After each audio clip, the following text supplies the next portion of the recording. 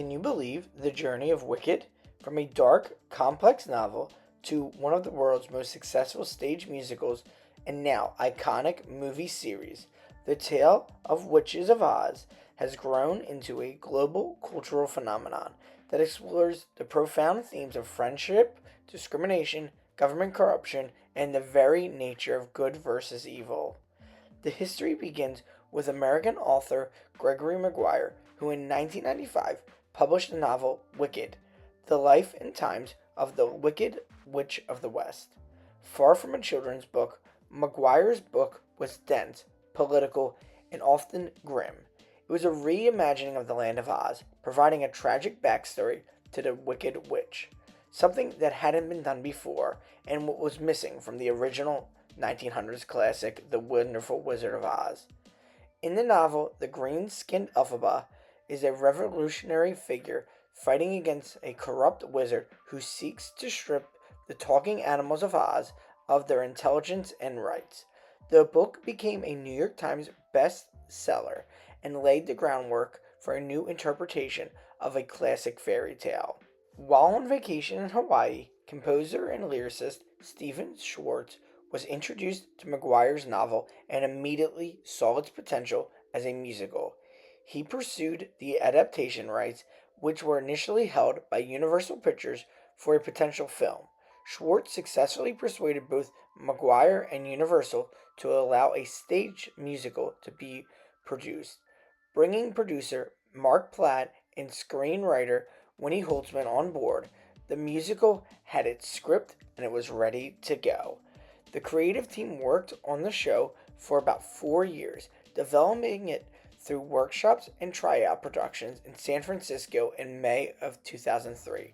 The tryouts received mixed reviews, leading to a significant retooling, including cutting of songs and adding new ones, before its Broadway premiere. Wicked would officially open on Broadway at the Gershwin Theater on October 30th, 2003. The original cast featured now iconic performances by Idina Menzel as Elphaba and Kristen Chenoweth as Glinda, and it was an immediate hit with audiences. Despite critics' initial reservations, it went off without a hitch, and fans were in love. They saw the value of music, production, and the true storytelling that resonated with audiences. The original cast recording actually would win a Grammy in 2005, and it would be certified as a double platinum album. The musical's universal themes made it an enduring classic, speaking to anyone who has felt different or marginalized. It has since become the fourth longest running and second highest grossing Broadway show of all time, with worldwide ticket sales surpassing 5 billion. It has been performed in over 100 cities and in 16 countries, and it's translated into 6 different languages. It's been truly a Broadway icon. Of course, with the success of the Broadway show, it meant movies, merchandising, and marketing for the future, and that's exactly what was done with the rights.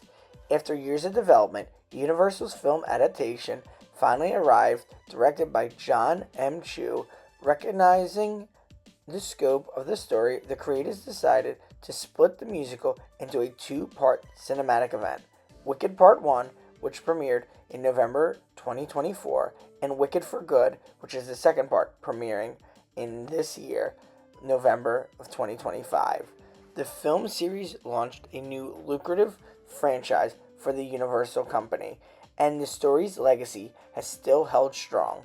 The first Wicked was such a hit, and it was such an iconic marketing and merchandising opportunity for Universal.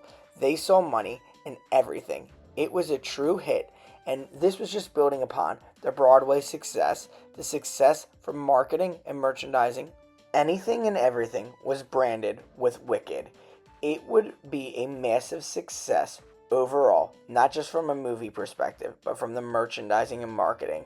Everything from limited edition Stanley tumblers in pink and green, as well as other items including t-shirts, hats, anything you can imagine, Lego sets, cold brews. If you could think of anything, it was probably featured in some marketing blitz on TikTok or Instagram. From theater revenues paired with merchandising and marketing partnerships, it's estimated that Wicked pulled in probably around $1 billion when it was all said and done. There is no doubt that expectations are extremely high for Wicked 2. Many are expecting it to be just as big of a success as the first one, and many are stating that this once again will be seen through a merchandising and marketing blitz once the film premieres. Everyone has been very excited for this film. If you are a fan of musicals, there's no doubt you will be there on opening night. Universal has leaned in big time, bringing back their meet and greets with these two iconic characters at the Universal parks. And there's now even rumors that theme parks might be adding these characters in the Land of Oz in the near future. There's no doubt that the new Wicked film will be a success. But do you want to see it in the theme parks? There's been talks for years of adding new expansions like that of the Land of Oz itself, but many have been questioning whether or not they'll happen. The addition of these iconic characters in the parks right now showcases Universal's want and need to add them to the theme parks for not only just merchandising purposes, but also for great theming and great entertainment.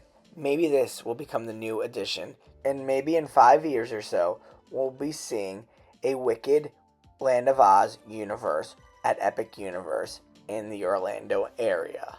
Thank you so much for watching. Let us know your thoughts below about the Wicked franchise. Thank you. Believable Truths.